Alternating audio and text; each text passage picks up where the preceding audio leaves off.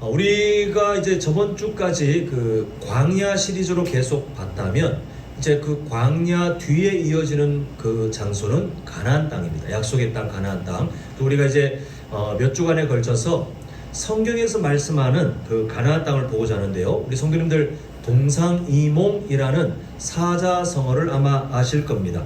뜻을 보니까 같은 자리에 누워 있지만 서로 다른 꿈을 꾼다라고 하는 것처럼 우리가 함께 있지만 그러나 각자의 생각은 다르더라. 그런 상황을 이제 동상이몽이라는 사자성어로 설명을 하는데, 우리가 뭐 각자 서로 다르고 가족이라 해도 다르고 심지어 쌍둥이라고 해도 생각이 다른 사람들끼리 모여 사는 일상 속에서야 뭐 동상이몽이 일어나도 그냥 우리가 충분히 감안할 수 있지만, 신앙생활 있잖아요. 하나님의 마음과 같은 마음을 품어야 되는 신앙생활에서 동상이몽이 나타나면 이 골치 아파지기 시작합니다.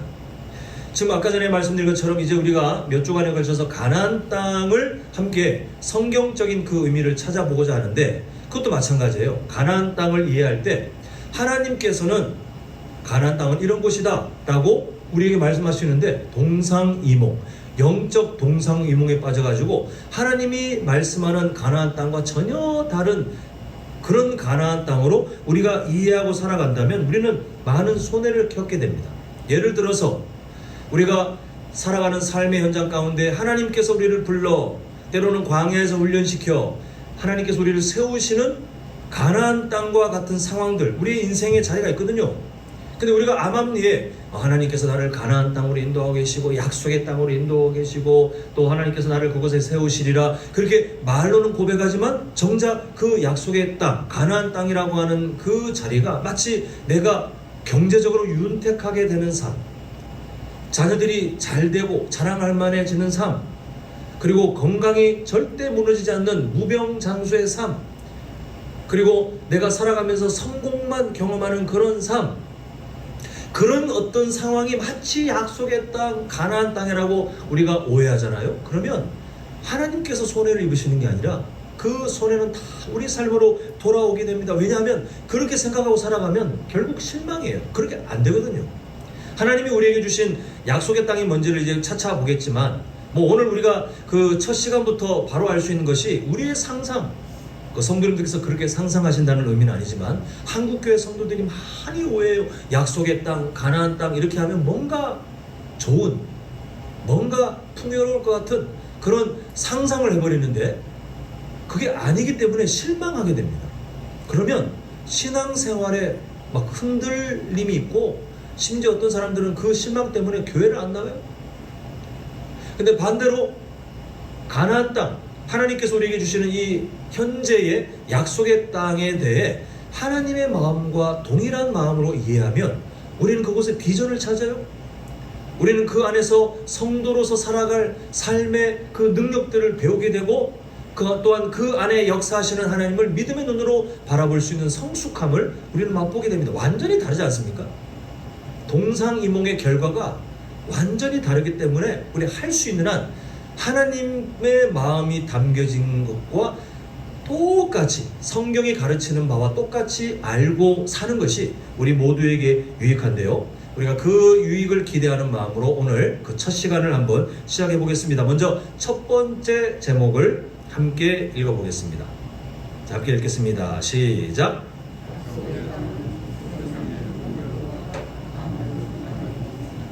자, 우리가 가나안 땅이 어떤 곳인지 이해하려면 아브라함부터 봐야 돼요. 하나님께서 아브라함을 불러내시잖아요. 그리고 약속의 땅을 말씀하시면서 그곳으로 인도하시는데, 이 아브라함이 원래 살던 곳은 어떤 곳이냐면 그냥 바람이 불고 풀 몇 개밖에 안 보이고 그렇게 초라한 곳이 아니고요. 이 아브라함이 살았던 곳은 당시에 메소포타미아 문명이 발달해가지고 그냥 굳이 그냥 성도님들께서 이렇게 뭔가 좀 체감하기 쉽도록 비유해 보자면 서울, 강남, 호화로운 그 거리에서 살던 사람, 모두가 화려하고 풍요롭고 찬란한 문화가 있는 그런 곳, 그런 곳에서 아브라함이 살았는데 하나님이 딱 나타나셔서 여기 떠나, 여기 너무 좋은데요, 여기 모든 것들이 있는데요, 문화, 교육, 예술, 그리고 살아가는데 어떤 도움이 되는 것들이 다 이미 있는 그곳인데 하나님께서 떠나라는 거예요. 내가 지시할 그곳으로 가라. 하나님께서 말씀하시는 그곳이 바로 가나안 땅입니다. 근데 문제는 이 가나안 땅이 아브라함이 원래 살았던 마치 서울의 강남 땅처럼 엄청나게 풍요롭고 뭔가 찬란한 문화가 있고 사람들이 우와 부러워할 만한 그런 원래 아브라함이 살았던 그런 지역에 비해서 하나님이 부르신 그 약속의 땅은 뭔가 더 괜찮을까? 전혀 그렇지 않아요. 아브라함의 여정을 보면 하나님의 인도하심을 따라 헤브론이라는 땅에 정착합니다. 가나안 땅 중에 헤브론이라는 곳에 정착하는데 문제는 이 헤브론이라는 곳이요, 넓게 평야가 있고 막 풀이 우거져 있고 그리고 강물이 흐르면서 참 누가 봐도 무릉도원 같은 그런 곳이 아니라 오히려 계속해서 높은 산으로 무려 해발 800m나 되는 높은 곳이에요. 그리고 그곳은 바위들이 많은 그런 산입니다. 산. 척박해요. 우리가 아브라함의 그 감정이 성경에 나와 있지 않은데 한번 상상해 보세요. 서울의 강남에 호화로운 그런 그리고 문화 이런 것들이 잘 되어 있는 곳에서 막 잘 살다가 갑자기 하나님 불러내서 어디로 보내시냐 하면 저기 깡촌 산속에 차도 잘 안 다니는 그런 산속에 부르셨는데 그나마 우리나라 산속은 그래도 뭐 나물도 있고 동물 소리도 들리고 뭐 공기 좋네 이렇지만 그게 아니라 가봤더니 황량해요. 그런 곳에 가라 그러면 솔직히 마음이 어떻겠습니까? 우와 하나님 정말 감사해요. 이렇게 믿음의 말을 하기에는 아직 아브라함이 훈련되기 전이잖아요. 실망했을 것이 뻔한 그런 곳이에요. 심지어 창세기 12장 10절을 보면 가나안 땅의 한계가 드러납니다. 보니까 그 땅에 기근이 들었으므로 하나님께서 부르셔서 갔더니 척박한 땅인데 심지어 기근까지 들어가지고 결국 아브라함이 어떤 결정을 내리냐면 살아야죠. 가족들이 굶어 죽게 생겼잖아요. 그건 맞는데 아직은 이 아브라함이 믿음의 사람으로 훈련받기 전에 어정쩡한 신앙도 사실 없었던 상태거든요. 그냥 어떤 하나님이라는 신을 따라왔을 뿐 뭔가 대단한 믿음을 가진 사람이 아니었습니다. 그래서 어떻게 결정을 내리냐면 하나님께 묻지도 않고, 왜냐하면 그곳에 가라 했으면 하나님 여기 가라고 했는데 기근이 있는데 어떻게 하실 거예요? 따지기라도 했어야 되는데 아브라함은 그냥 자기가 살아왔던 방식처럼 왔는데 척박한 땅에 기근도 있으니 안 되겠다. 다 짐 싸. 어디로 가냐 하면 당시에 기근이 왔을 때 그래도 그 기근을 피할 수 있는 풍요로운 땅 애굽으로 가려고 하는 것을 보게 됩니다. 나일강이 흐르는 애굽 땅은 그야말로 약속의 땅이었으면 좋았을 법한 풍요로운 곳인데 하나님은 그곳을 약속의 땅으로 준비하지 않으셨어요. 근데 아브라함은 살기 위해서 그곳에 자기의 방식을 따라 갔지만 하나님은 아브라함이 그 애굽 땅에 살도록 두지 않고 다시 또 끌어올려다가 가나안 땅 그 척박한 곳으로 불러 가시는 것을 보게 됩니다. 사랑하는 성도 여러분, 우리가 이제 말씀으로 보게 되는 이 약속의 땅, 가나안 땅이라는 말은 이중적인 의미가 있어요. 구원의 역사 큰 여정으로 보면 우리가 장차 누리게 될 하나님 나라에서 누리게 될 영원한 안식이 있는 그곳을 의미하기도 하지만 현재의 관점으로 적용하면 이중적인 의미로 구원받아 이미 우리가 누리고 있는 그 복된 성도의 삶, 구원받은 사람으로 허락되어 살고 있는 이 현재의 삶이 우리에게 허락하신 약속의 땅입니다. 죄의 노예로 살고 있던 우리를 예수님이 십자가 사랑 구출하신 다음에 우리를 불러서 어디에 두셨냐 하면 그곳이 약속의 땅이잖아요.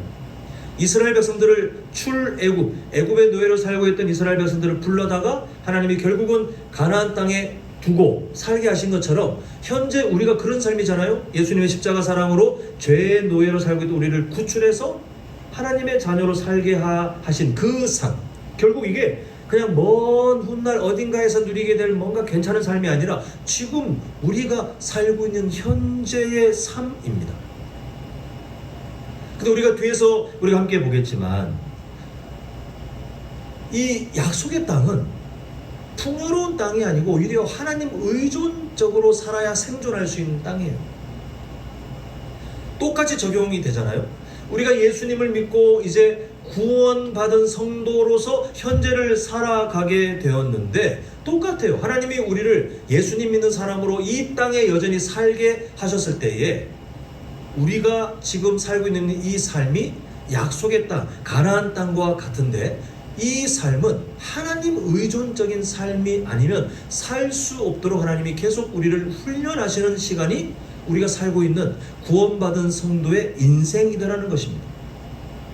한번 성도님들께서 예수님 믿고 지금까지 얼만큼 시간이 흐르셨는지 모르겠지만 각자 다르긴 하겠지만 한번 돌아보십시오. 그냥 우리가 암암리에 상상하고 싶은 그런 약속의 땅처럼 예수님 믿었더니 젖과 꿀이 흐른다고 하는, 제가 이따 설명드릴게요. 그 말처럼 뭔가 풍요롭고 비옥하고 문제가 없고 그런 삶을 살고 계십니까? 아니면 오히려 하나님께 더 기도해야 할 일들이 많은 그런 겸손의 자리로 하나님이 부르셨습니까? 우리는 이미 우리가 살고 있는 구원받은 성도의 삶이 어떤 의미가 있는지 이미 삶을 통해서 다 경험하셨어요. 사람들이 착각하는 것처럼 약속의 땅은 뭔가 풍요로울 것 같고 뭔가 문제가 없을 것 같고 그런 삶이 아니라 하나님께서 아브라함을 불러다가 그 화려했던 서울 강남의 그 거리 같은 곳에서 메소포타미아 문명을 누리며 살고 있던 아브라함을 불러다가 척박한 그 돌이 가득한 그 높은 산지에다가 하나님께서 부르신 그 이유처럼 하나님께서는 우리를 이상하게 세상의 풍요와는 맞지 않는 자리로 우리를 인도하시는 그 이유가 뭐냐 하면 바로 거기에 하나님의 마음이 담겨 있기 때문에 그렇습니다. 우리가 이걸 놓치고 살면 영적 동상이몽에 빠져서 하나님은 그곳에서 뭔가를 우리에게 주시려고 하는데 우리는 맨날 메소포타미아 문명이 있던 서울 강남의 그 화려한 거리 같은 세상의 풍요로움, 뭔가 세상의 화려함, 세상의 안락함, 그걸 마치 내가 언젠가는 도달할 그런 가나안 땅처럼 착각하면서 맨날 실망하고 하나님은 들어주실 법이 일이 아닌데 언젠가는 들어주실 것 같이 그렇게 스스로를 괴롭게 하며 살게 되는 손해를 경험하게 된다는 말씀이에요. 우리는 바르게 알아야 되는데 오늘 우리가 함께 읽었던 그 제목처럼 약속의 땅은 세상의 풍요로움과 일단 아무런 상관이 없다는, 그걸 자꾸 연결하고 싶은 우리의 어떤 무의식 본능을 딱 끊고 세상의 안락함과 전혀 상관없는 곳이라는 바른 이해를 꼭 하셔야 된다는 겁니다. 자, 두 번째 제목을 한번 같이 읽어 보겠습니다. 시작.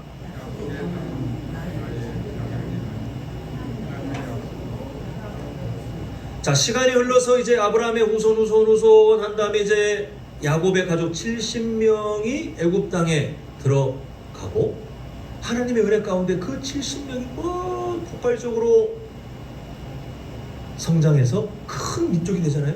애굽이라는 그 풍요로운 민족이 경계해서 폭력으로 압제를 하고 싶을 정도로 큰 민족이 되잖아요.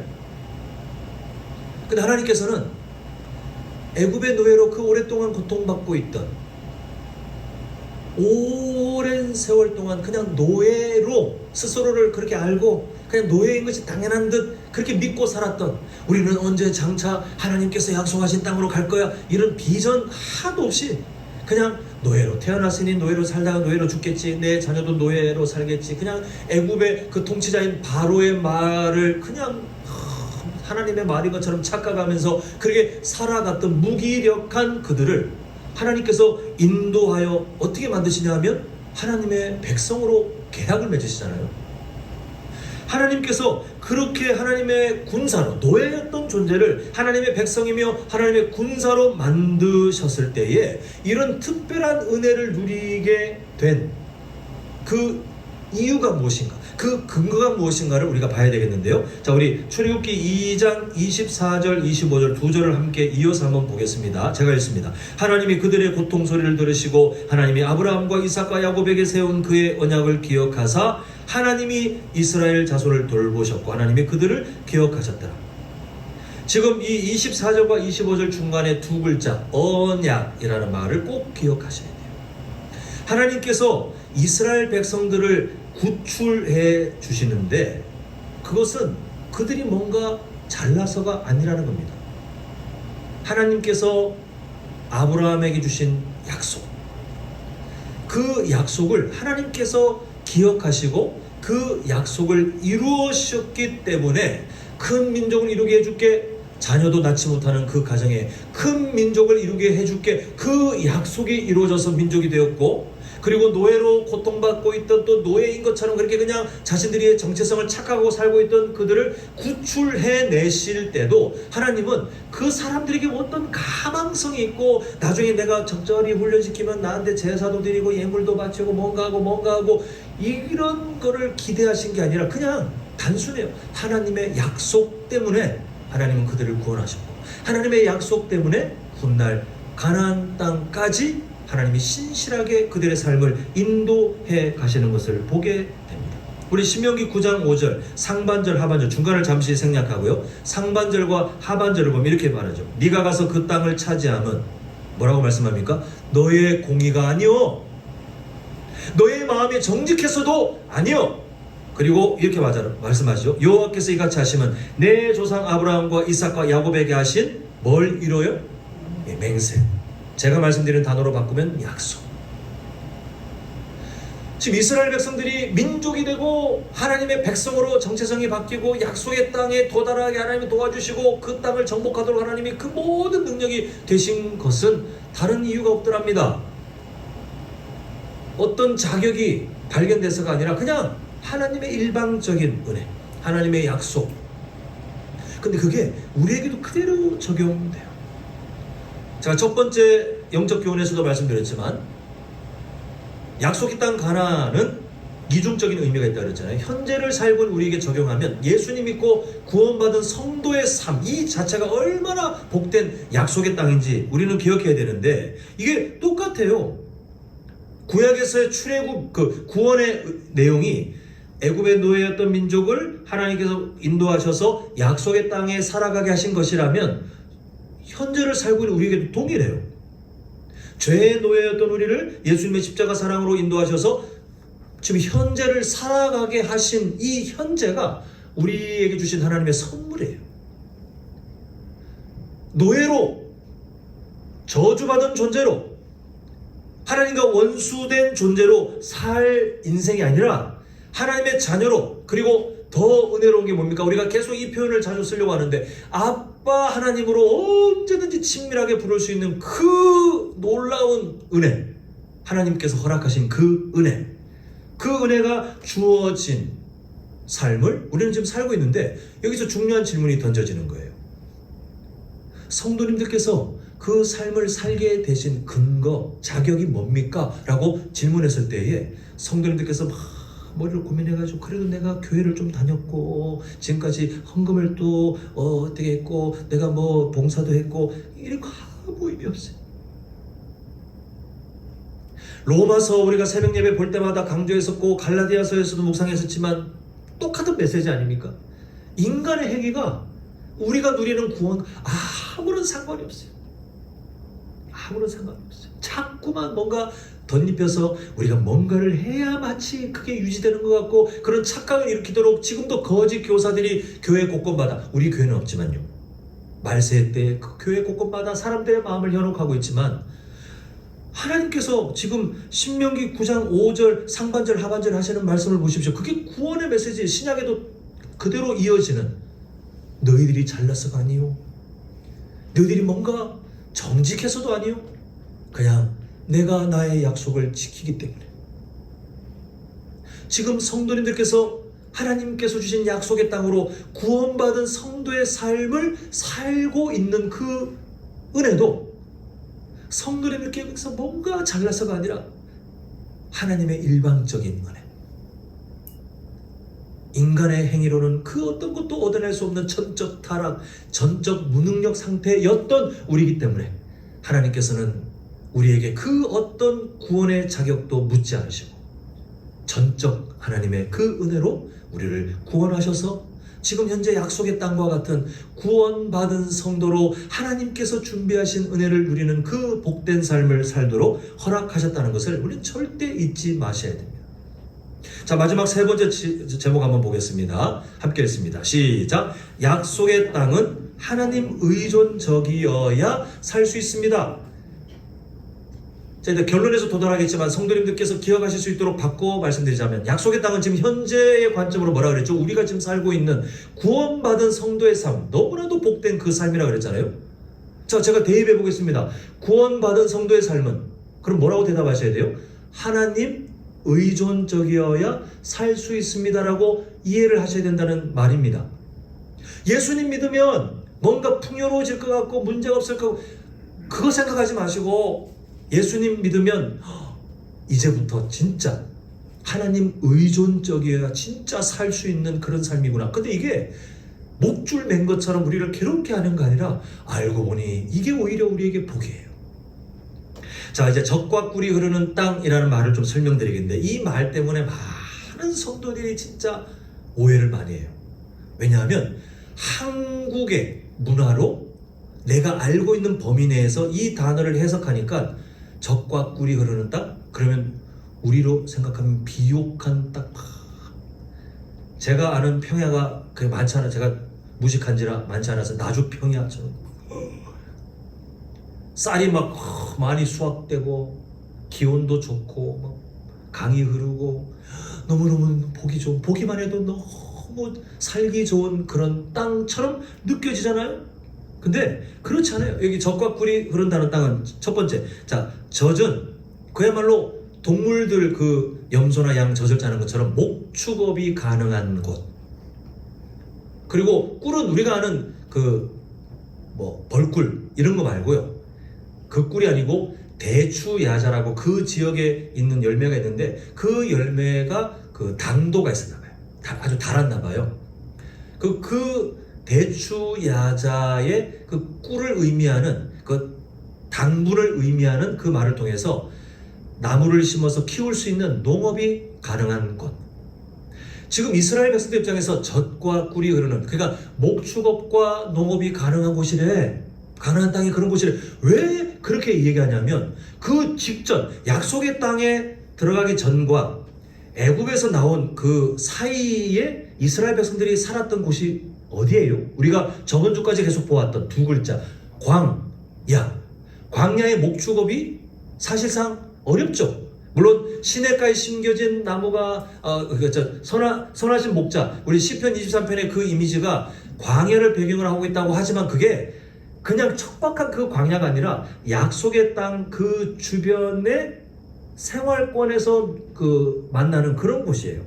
근데 이스라엘 백성들은 그야말로 하나님께서 만나를 내리지 않으면 살 수 없는 그런 곳에서 살았잖아요. 목축업이 사실상 불가능해요. 왜냐하면 하나님께서 자, 텐트 쳐라, 출발하면 뭐 경로를 정하는 것도 아니고, 그냥 낮에는 구름 기둥, 밤에는 불 기둥, 가라면 가고, 그곳이 뭐 풀이 있는지 물이 있는지 전혀 알지 못하고 그냥 가는 거예요. 무슨 목축업이 가능해요? 무슨 농업이 가능해요? 근데 하나님께서 부르시는 약속의 땅은 이제 정착하면 그런 삶이 가능하구나라고, 광야를 살았던 그들의 입장에서는 젖과 꿀이 흐르는 땅이라고 말을 하는데, 현재 한국 사회를 익숙하게 살고 계시는 여러분들이 보기에는 사실 그 정도 의미는 아니에요. 엄청나게 비옥하고 풍요롭고 그런 의미가 전혀 아니라는 사실을 꼭 기억하셨으면 좋겠어요. 실제로 가나안 땅의 절반 정도는요, 사람이 살기 너무 어려운 곳이었어요. 우리의 생각이 성경을 잘 모르다 보면 약속의 땅, 가나안 땅 하면 그냥 다 먹고 살기 괜찮고 젖과 꿀이 흐르는 그런 착각 속에 막 풍요롭고 포도가 막 엄청 크더래, 막 그런 것만 상상하지만, 가나안 땅 그 하나님이 주신 그 땅의 절반은 사람이 살기 너무 힘든 그런 척박한 땅이었어요. 대표적으로 유다, 시몬, 베냐민, 루벤 지파는 기업이, 하나님께서 기업을 주신 땅이 아예 광야래요. 광야. 하나님께서 그들에게 일방적으로 광야와 같은 곳을 땅, 그 약속의 땅으로 분배해 주셨어요.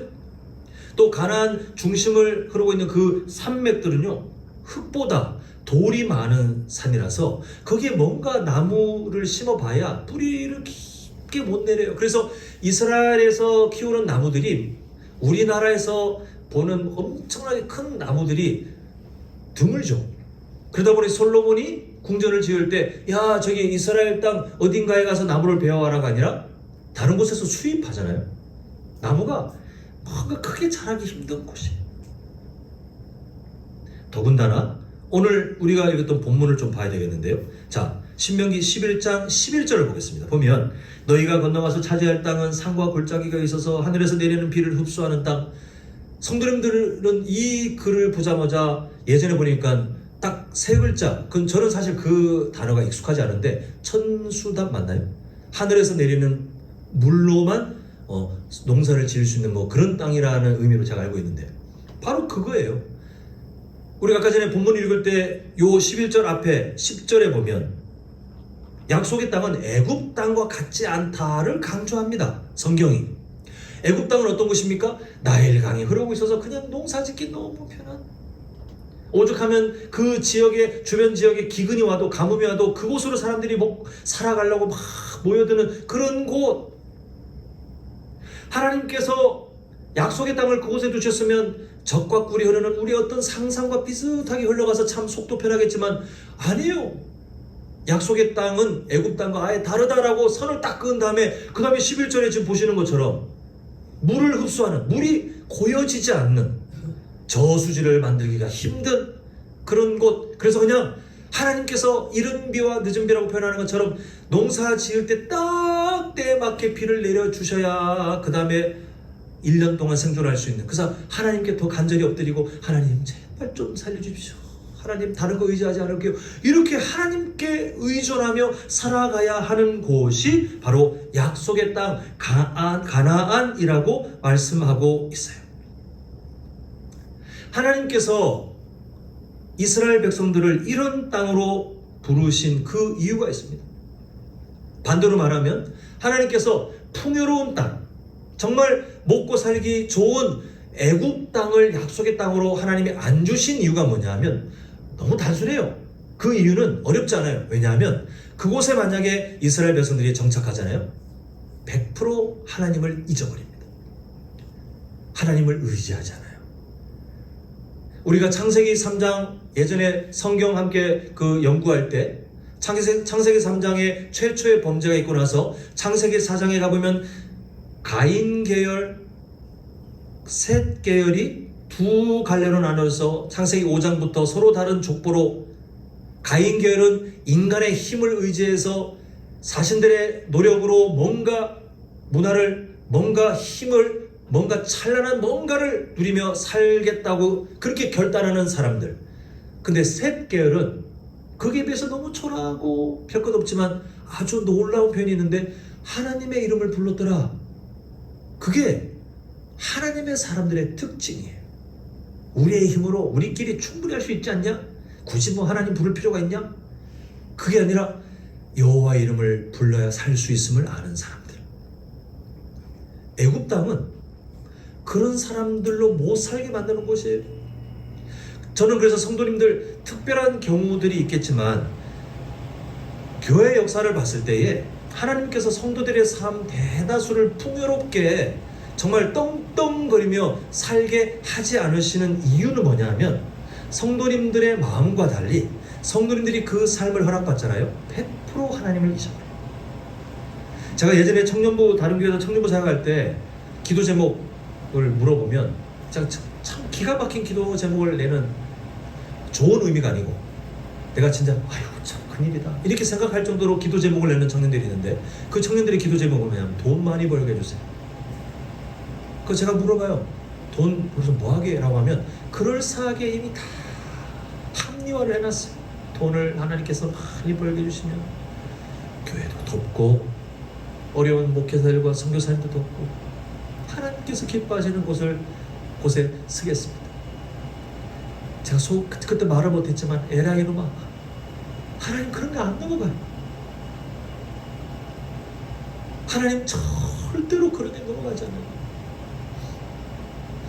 제가 알기로 성도님들 중에 혹시 저 몰래 숨겨놓은 어마어마한 재산이 있다면 죄송합니다만, 제가 알기로는 성도님들의 삶이 뭐 다 또 그 안에서도 차이가 있겠지만, 이 중에 진짜 자손 대대로 떵떵거리며 살만한 엄청난 재력가, 세계에서 손가락에 뭐 꼽을 만한 그런 재력가는 제가 안 계신 걸로 알고 있습니다. 왜냐하면 하나님께서 애굽과 같은 그 삶을 허락하실 수 있는 분이지만, 그렇게 허락했다가는 저를 아는 하나님께서, 성도님들을 아는 하나님께서 분명히 하나님을 새까맣게 잊고 그냥 교회만 출입하는, 근데 그 경제적인 유익을 누리면서 거기에 목숨 걸고 살아가는 그런 사람으로 전락할 것을 아시기 때문에, 하나님은 죄송하지만 그렇게 우리에게 남은 인생 엄청난 경제적 이익, 성도님들이 걸어가고 있는데 갑자기 종이가 팔랑팔랑 한 장 날아와서 주워 봤더니 숫자가 표시된 로또네? 웬 거야? 한번 봤더니 우와 1등 당첨. 그런 일은 일어나지 않을 거예요. 하나님께서 하나님을 있는 자리로 우리를 부르시지 않기 때문에 그렇습니다. 이스라엘 백성들의 입장을 생각해 보십시오. 하나님 애굽 땅에 우리를 부르시면 훨씬 좋을 텐데요. 그 나일 강이 흐르는 곳에 우리를 정착시키셨으면 정말 좋을 텐데요. 하나님 그냥 흐름으로 보자면 야곱 가족 70명이 건성하게 됐는데, 굳이 뭐 딴 약속의 땅 가지 말고 그냥 그 애굽 땅에서 우리가 다 애굽 땅을 집어삼켜가지고 애굽에서 살도록 하면 기근도 없고 뭐 가뭄이 온다 해도 그냥 잠시 견디면 되고, 너무너무 하나님 살기도 참 좋고, 그때 얻어낸 재산으로 하나님께 제사도 많이 드리고 헌금도 많이 하고 할 수 있는데, 하나님 왜 굳이 이렇게 사람이 살기에 절반이나 너무나도 힘들고 척박하고 물이 모이지 않고 주변의 민족들은 다 둘러싸가지고 하나님께서 도와주지 않으면 언제든지 공격당할 수 있는 그런 가나안 땅을 우리에게 약속의 땅으로 주셨습니까? 하나님의 대답은 하나예요. 너희들이 나를 잊지 않는 것이 복이기에, 너희들이 나를 멀리 떠나는 것이 아니라 더 가까이 다가와야 너희들이 복된 삶을 살 수 있기에. 그래서 하나님은 지금 우리의 삶도 동일하게 인도하고 계십니다. 제가 목사지만 성도님들 귀에 듣기 좋은 말 대신 성경적인 이해를 가지고 미리 말씀드리자면, 천국 가시기 전까지 기도 제목들은 계속 생겨날 거예요. 기도할 게 없네? 와, 기도할 게 없을 만큼 내 삶이 뭔가 다 채워졌네? 이런 삶은 우리에게 주어지지 않을 겁니다. 그건 저주거든요. 하나님은 우리가 하나님을 잊어버리는 그런 연약함이 언제든지 튀어나오는 것을 아시기 때문에, 그 약속의 땅처럼, 가나안 땅의 특징처럼 하나님 의존적인 삶으로 우리를 부르셔서 그곳에서 하나님이 어떠한 분이신지, 또한 하나님 의존적인 삶이 결국 얼마나 더 유익한 삶을 누리게 되는지를 가르쳐 주시기 위해서 하나님은 끊임없이 우리에게 기도 제목이 있는 삶, 약속의 땅 가나안과 똑같은 특징이 가진 그런 삶으로 우리를 계속 인도해 가실 것입니다. 이제 말씀을 맺겠습니다. 우리는 동상이몽이라는 사자성어로 말씀드렸는데, 우리 안에 깔려있는 본성, 연약한 본성은 애굽 땅이 우리에게 약속 땅이었습니다.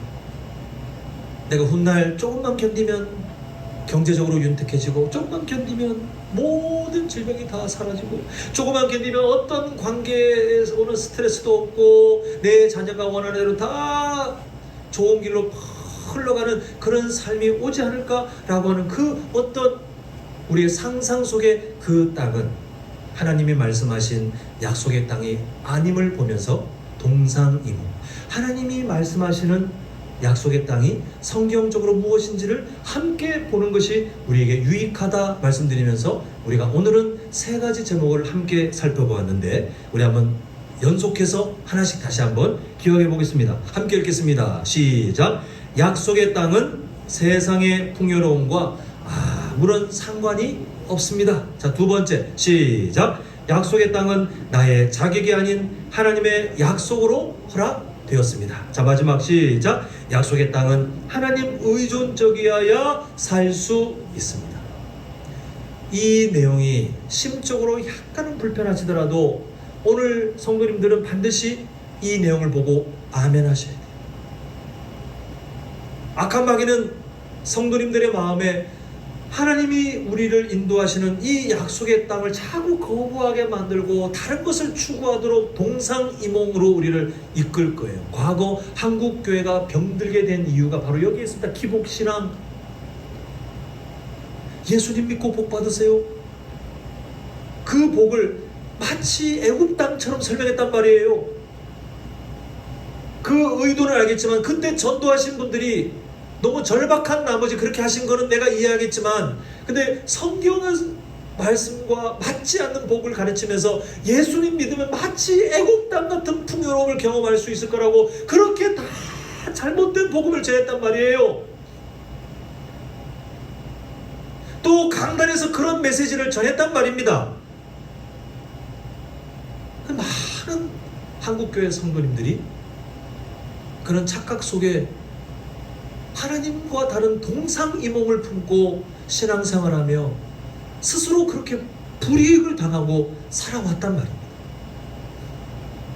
이런 말세 때에 우리가 해야 될 가장 지혜로운 것은 할 수 있는 한 성경이 가르치는 하나님의 말씀의 자리로 달려가야 돼요. 내가 원하는 성경 말고 성경이 나에게 가르치는 그 말씀을 있는 그대로, 그리고 성경 66권에 흐르고 있는 그 일치된 진리를 따라 우리는 그렇게 하나님의 마음과 일치되는, 동상이몽이 아니라 하나님과 같은 마음의 우리의 삶을 자꾸 맞추는 것이 우리에게 유익합니다. 바라는 우리 성도님들, 하나님께서 허락하신 약속의 땅, 우리가 지금 살고 있는 성도로서의 삶이잖아요. 구원받은 하나님의 자녀의 삶이, 그래서 우리가 그렇게 살아가는 우리 현재의 삶이 약속의 땅이잖아요. 사명의 땅이잖아요. 그게 바로 하나님이 우리에게 주신 가나안 땅의 의미잖아요. 이곳이 세상의 풍요와는 상관없다는 것을 미리 딱 결연하게 정하시고, 그리고 이 삶은 나의 자격이 아니라 오직 하나님의 은혜로 주어진 선물임을 꼭 인정하시고, 마지막으로 하나님 의존적인 겸손한 삶의 태도로만 하나님이 준비하신 그 유익들, 하나님이 준비하신 그 은혜들, 하나님이 준비하신 복을 누릴 수 있음을 잘 기억하셔서 우리 성도님들, 주님 오시는 그날까지, 우리 하나님 앞에 서게 되는 그날까지 하나님의 마음에 일치되는 삶을 잘 배우고 누리시는 우리 모두가 될 수 있기를 간절히 축원합니다.